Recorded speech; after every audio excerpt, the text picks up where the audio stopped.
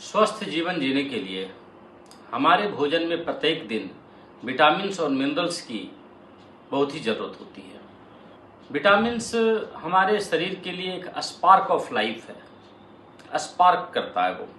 उसके बिना स्वस्थ जीवन की कामना करना मुश्किल है। विटामिन्स, आज उसी विटामिन्स की कड़ी में एक इम्पॉर्टेंट विटामिन्स के बारे में आपको बताएंगे और उसके बारे में आप जानते हैं विटामिन सी, उसको एस्कॉर्बिक एसिड के रूप में भी जानते हैं।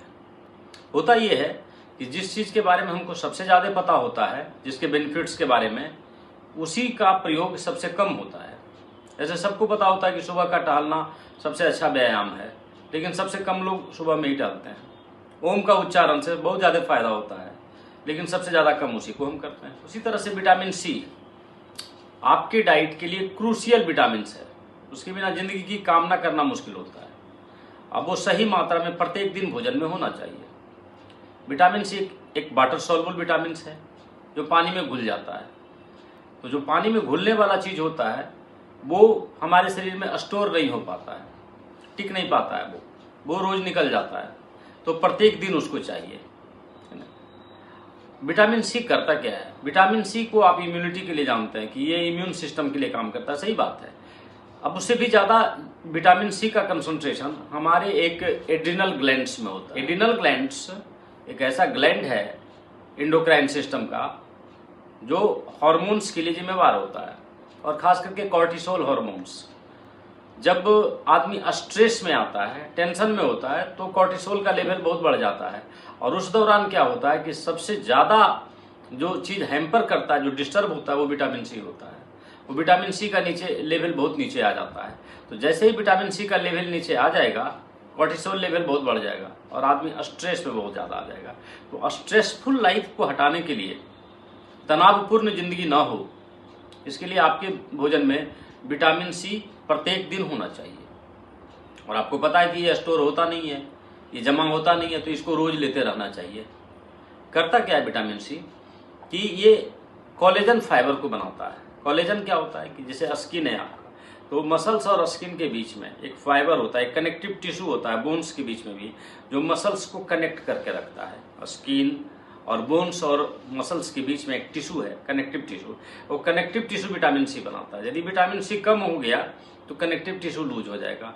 नतीजा क्या होगा कि स्किन भी आपका लूज करने लगेगा, हड्डियां कमजोर हो जाएगी। और विटामिन सी सबसे ज़्यादा जो काम करता है आपके शरीर में, वो पॉल्यूशन पर काम करता है। वो पता है कि बीमारी दो ही जगह से आ रही है, एक पॉल्यूशन से और दूसरा इन्फ्लामेशन से, सूजन से। इन्फ्लामेशन क्यों होता है? जब हमारा इम्यून सिस्टम बार बार फायर पर होता है, इम्यून सिस्टम बहुत ज़्यादा इरिटेट होता है, तो जो टिश्यू डैमेज होता है वहाँ पर एक सूजन पैदा हो जाता है, एक इन्फ्लामेशन आ जाता है। और उस इन्फ्लामेशन को कम करने में विटामिन सी का सबसे ज़्यादा रोल है। जितनी भी गंभीर बीमारी हो रही है, डिजेनरेटिव बीमारी, वो सब पॉल्यूशन के चलते हो रहा है। पॉल्यूशन को आप रोक तो नहीं सकते हैं, लेकिन उसको न्यूट्रलाइज कर सकते हैं, उसको काउंटर कर सकते हैं। आपके अंदर भी एक युद्ध चल रहा है। उस युद्ध क्षेत्र में कौन जीतेगा? हमारा इम्यून सिस्टम जीतेगा कि पॉल्यूशन जीत जाएगा? ये डिपेंड करता है कि हम अपने इम्यून सिस्टम को कितना राहत सामग्री पहुंचा रहे हैं, और वो राहत सामग्री है विटामिन सी। विटामिन सी आपके इन्फ्लामेशन को रोकने के लिए एक हथियार की तरह है। तो आपका इम्यून सिस्टम युद्ध में जीत जाए, इसके लिए जरूरी है कि उसको विटामिन सी का हथियार मिलते रहना चाहिए। विटामिन सी के बारे में इतनी लंबी बात होती है, इतना इसका ज़्यादा बेनिफिट्स है कि यदि सारे बेनिफिट्स को एक बार लिख दिया जाए, बोल दिया जाए, तो एक बड़ी सी लाइब्रेरी भर जाएगी। तो उतनी बड़ी लाइब्रेरी में जाने की जरूरत नहीं है, आपको विटामिन सी खाने की जरूरत है। जितने भी डिजेनरेटिव डिजीजेज होती हैं, गलने वाली बीमारियां, डिजेनरेशन जो आपके शरीर में हो रहा है, उसको यदि रोकना है डिजेनरेशन को, तो आपको आपके डाइट में विटामिन सी पर्याप्त मात्रा में लेने की जरूरत है ना।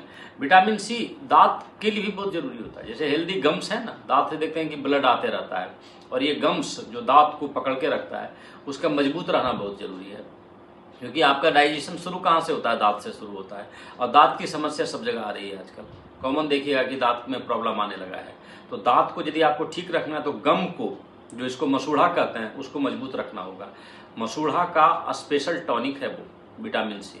यदि आप चाहते हैं कि आपका दांत एकदम मजबूत रहे, मसूढ़ा मजबूत हो, उससे ब्लीडिंग नहीं हो, स्वस्थ मसूड़ा चाहिए आपके लिए, स्वस्थ जीवन के लिए स्वस्थ मसूड़ा भी चाहिए, क्योंकि पाचन जो शुरू होता है, डाइजेशन, वो मुंह से ही, दांत से ही शुरू होता है।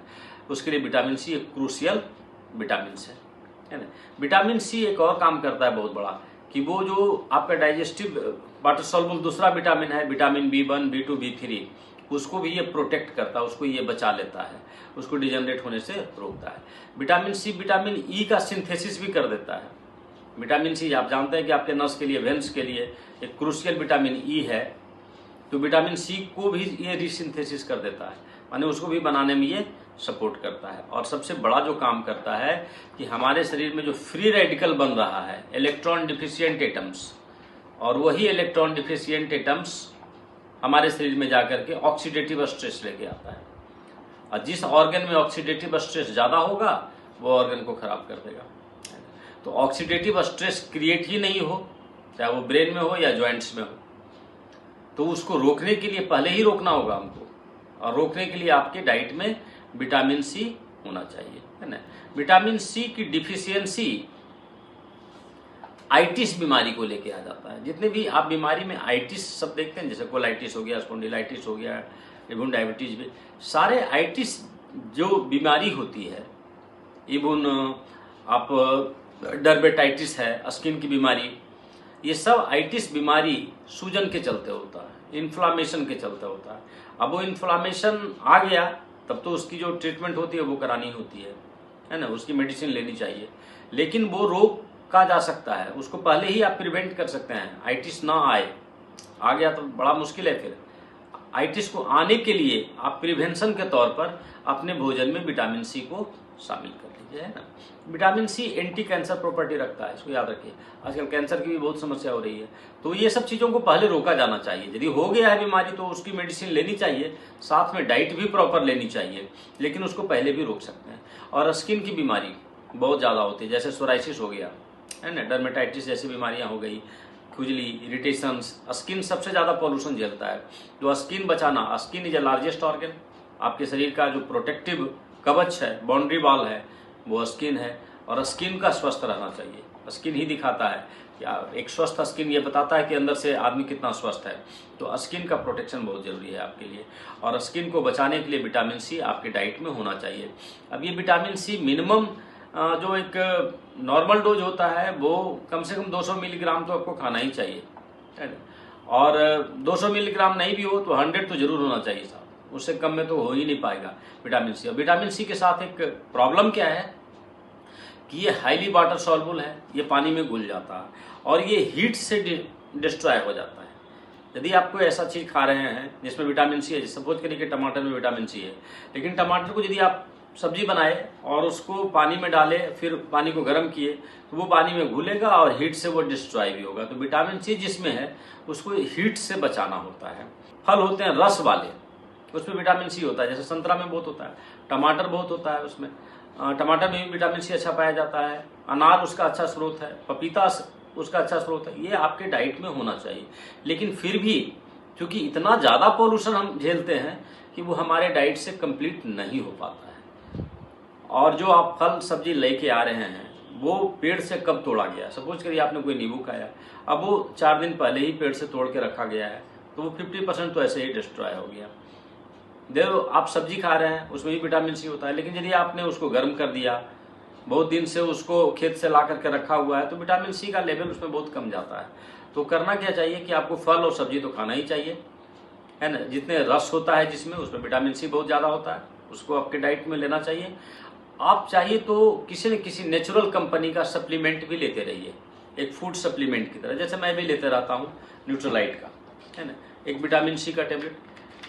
अब ये किसी बीमारी का इलाज नहीं है, बीमारी आने नहीं दे, उसका ये उपाय है।